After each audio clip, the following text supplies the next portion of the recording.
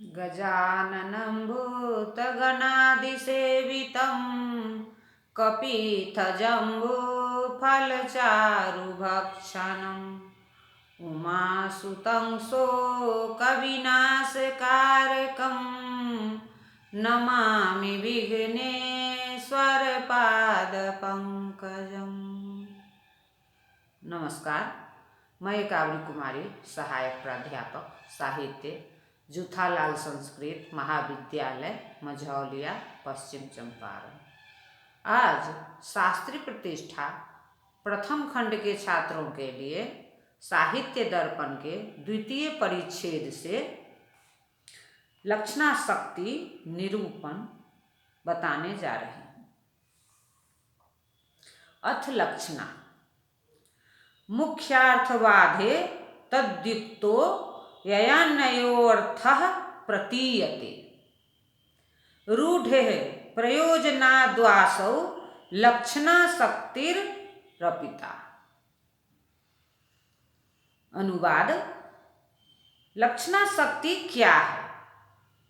लक्षणाशक्ति वह शब्द शक्ति है जो कहीं मुख्यार्थ के अन्वयबोध के बाधित अथवा अनुपपन्न हो जाने पर वहाँ एक ऐसे अर्थ का अवबोधन करवाया करती है जो कि मुख्यार्थ से सर्वथा असंबद्ध नहीं अपितु किसी न किसी रूप में संबद्ध तो अवश्य रहा करता है, किंतु मुख्यार्थ के स्वभाव से भिन्न स्वभाव का ही हुआ करता है।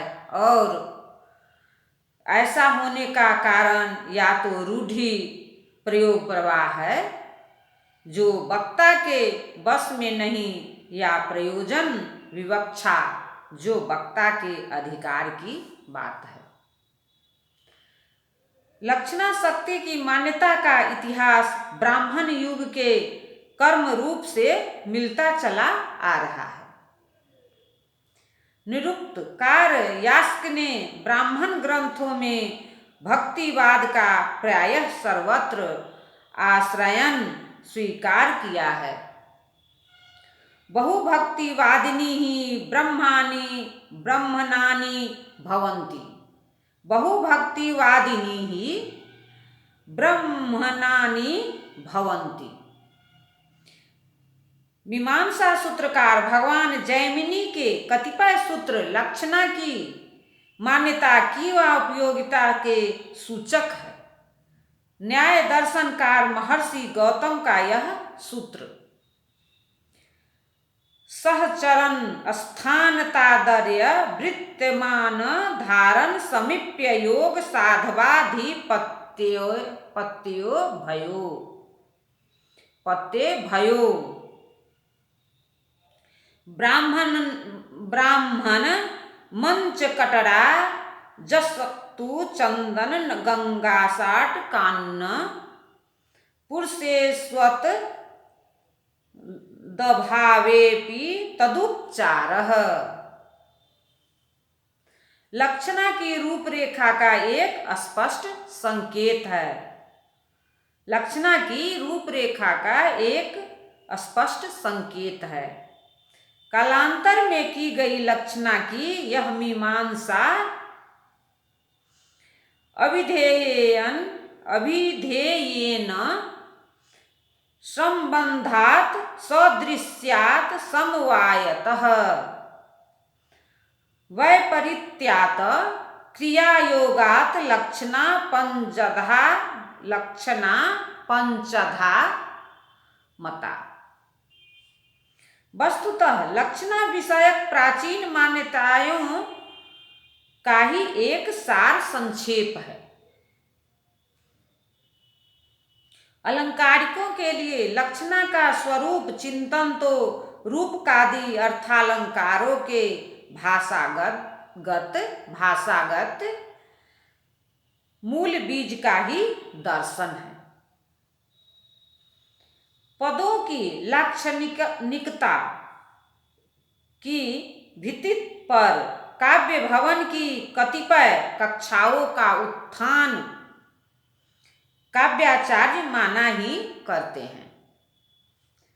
मुख्यार्थवाद, मुख्यार्थ, योग की व रूढ़ि अथवा प्रयोजन, ये तीनों लक्षणाशक्ति के उत्थान के समुदित अथवा संबलित रूप से हेतु माने गए हैं। साहित्य दर्पणकार की लक्षणा परिभाषा इसी हेतु त्रय को लक्षणा हेतु रूप में मानती प्रतीत हो रही है। यहाँ मुख्यार्थवाद के दो अभिप्राय लिए जा सकते हैं, एक अन्वयानुपपत्ति और दूसरा तात्पर्यानुपपत्ति।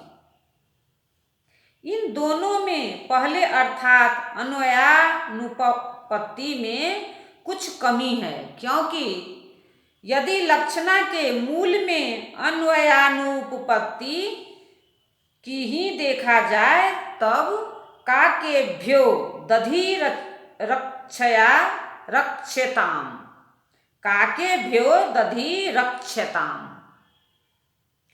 चिड़ियों से दही बचाओ आदि प्रयोगों के लक्षणा नहीं हो सकती।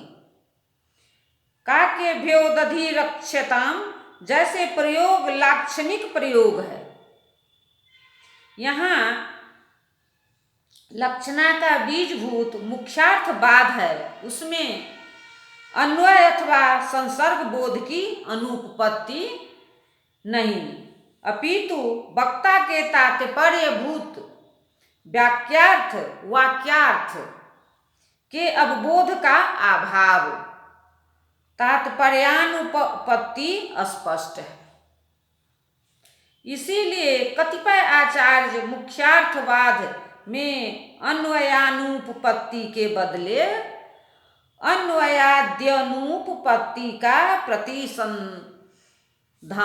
प्रतिसंधान मानकर तात्पर्यानुपपत्ति का भी यहाँ समावेश कर लेते हैं, जिसके बिना लक्षणा विवेक ही असंभव है। कुछ आचार्य केवल तात्पर्यानुपपत्ति के प्रतिसंधान को ही लक्षणा बीज मानते हैं।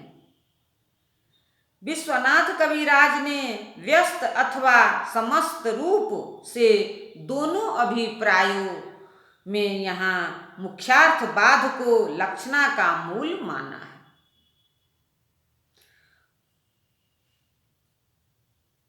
कलिंग साहसिक इत्यादि लक्षणा विवेक, कलिंग साहसिकः इत्यादौ कलिंगादि शब्दों देश विशेषादि रूपे स्वार्थे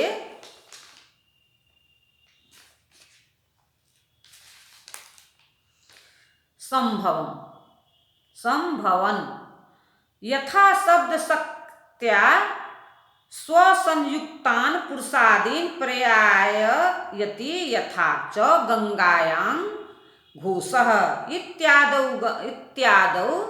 गंगादि शब्दों जलमयादि रूपार्थवाचकः त्वात् प्रकृते संभवम् स्व सामीप्यादि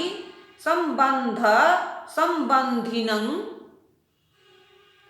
तटादि बोधयति। सा शब्दस्यार्पिता स्वाभाविकेतरा ईश्वरानुदभविता वा शक्तिर्लक्षणा नाम। पूर्वत्र हेतु रूढ़ि प्रसिद्धिरेव उत्तरत्र गंगातटे घोषः इति प्रतिपादनालम्भ्यस्य शीतत्व पावनत्वातिशयस्य बोधनरूपं प्रयोजनम्।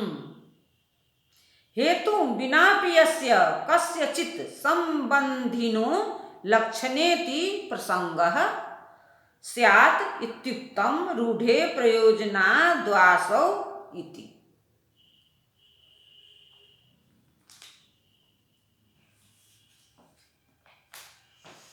मुख्यार्थ योग के ही विश्लेषण में तारस्थ्य, ताधव, ताधर्म्य, तत्सामिष्य,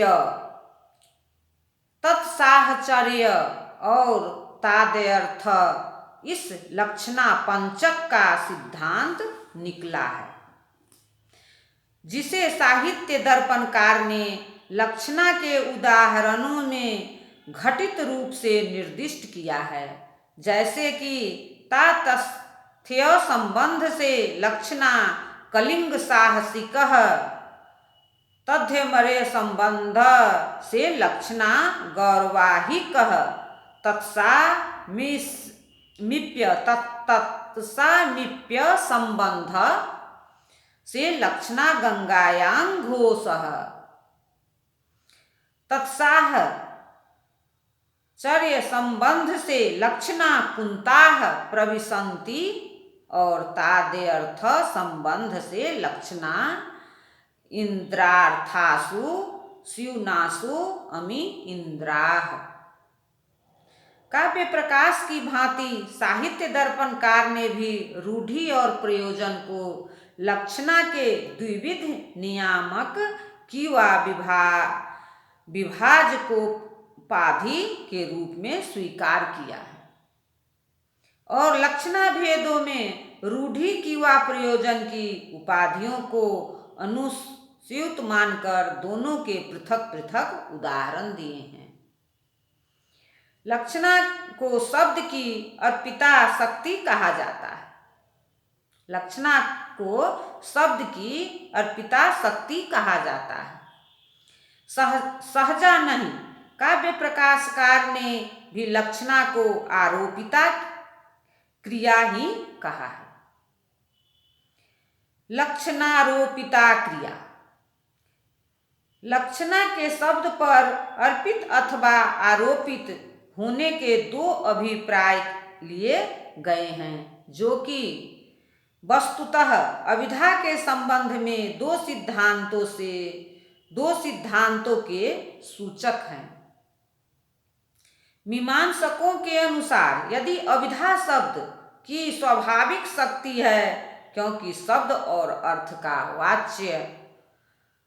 वाचक माव रूप संबंध भी स्वाभाविक है, तो लक्षणा के अर्पित अथवा आरोपित शक्ति होने का अभिप्राय होगा उसके स्वाभाविकेतर होने का।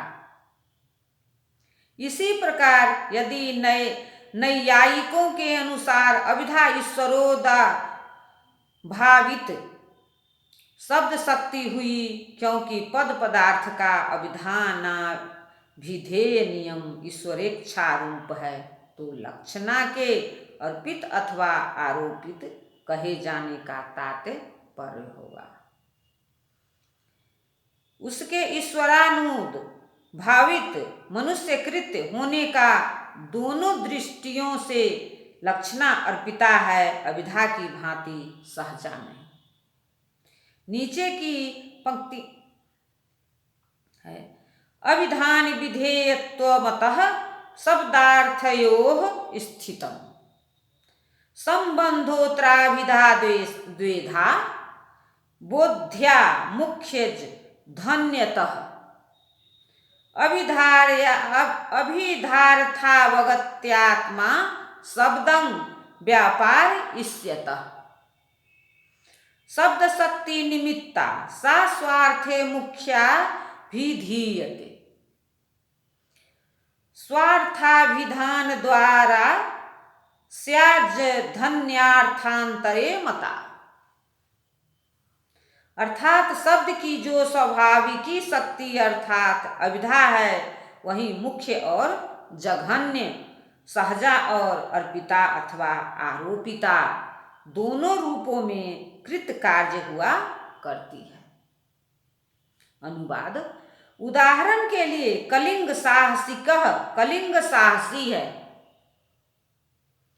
इत्यादि प्रसंग यदि लिए जाए तो यह स्पष्ट प्रतीत होगा कि कलिंग आदि शब्द की अभिधा शक्ति के द्वारा कलिंग आदि का जो अर्थ निकलेगा वह एक देश विशेष आदि रूप ही अर्थ होगा, और यह अर्थ ऐसा अर्थ होगा जो यहाँ बाधित अथवा अनुपपन्न होगा, क्योंकि अचेतन कलिंग आदि देश और सहस्रादि रूप चेतन धर्म का परस्पर संबंध कैसा, जिस शक्ति के द्वारा ऐसी अनुपत्ति दूर की जाया करती है, और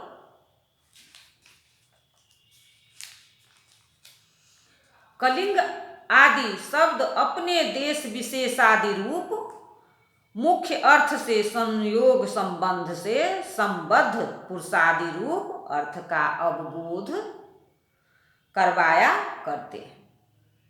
शब्द की वह शक्ति है जिसे लक्षणा शक्ति समझा जाना चाहिए।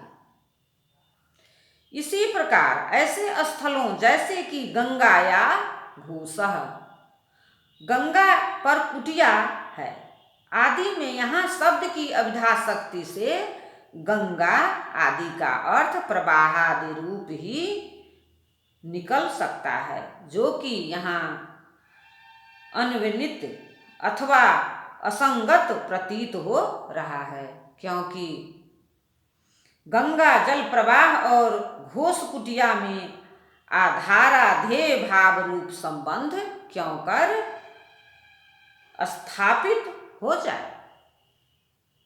यह लक्षणा शक्ति का ही महत्व है कि गंगा आदि शब्द अपने मुख्यार्थभूत जल प्रवाहादि रूप अर्थ के साथ समीप्यादि संबंध से संबद्ध तटादि रूप अर्थ की प्रतीति करवाया करते हैं। उपर्युक्त विवेचन से यह स्पष्ट है कि अभिधा शक्ति जहाँ शब्द की स्वाभाविक अथवा ईश्वर प्रदत्त शक्ति है, वहाँ लक्षणा वह शक्ति है जो शब्द की स्वाभाविक शक्ति नहीं, और न ही जिसे ईश्वर प्रदत्त ही कह सकते हैं, क्योंकि वह तो एक ऐसी शब्द शक्ति है जिसे काल्पनिक कहा जा सकता है, और ऐसा इसलिए क्योंकि यह तो बाधित मुख्यार्थ की शक्ति है जिसे वह शब्द के लिए समर्पित कर दिया करता है। पहले अर्थात कलिंग साहसिकः, कलिंगः साहसिकः आदि उदाहरण में लक्षणा का जो हेतु है वह रूढ़ि अथवा प्रयोग प्रवाह है, और दूसरा जो उदाहरण है अर्थात गंगायां घोषः, उसमें जो लक्षणा का हेतु है वह शीतलता पवित्रता आदि की उत्कटता है का अवबोधन रूप प्रयोजन, जो कि गंगा तटे घोषः, गंगा के तीर पर कुटिया है, इस प्रकार के प्रयोग में कदापि प्रतीत नहीं हो सकता। क्यों? इसलिए कि शीतता और पवित्रता आदि की विशेषताएं गंगा की धारा की विशेषताएं हैं, न कि गंगा के तीर की, और तीर का तात्पर्य गंगा की धारा से अत्यंत संयुक्त स्थल भाग ही नहीं अपितु कुछ दूरस्थ भूभाग भी हो सकता है, जहाँ गंगा की धारा की शीतता और पावनता का कोई संबंध नहीं। बिना किसी रूढ़ि अथवा प्रयोजन विवक्षा के केवल मुख्यार्थ से यथा कथनचित संबद्ध अर्थ का प्रतिपादन ही लक्षणारूप शब्द शक्ति का कार्य नहीं, क्योंकि तब तो किसी भी शब्द का कुछ भी लक्ष्यार्थ निकलने लगे। इसलिए इस बौद्धिक अराजकता को रोकने के लिए रूढ़ि अथवा प्रयोजन विवक्षा को लक्षणा के हेतु रूप से मानना नितांत आवश्यक है, जैसा कि रूढ़े प्रयोजना भी इसी कारिकांश से स्पष्ट है। नमस्कार, धन्यवाद।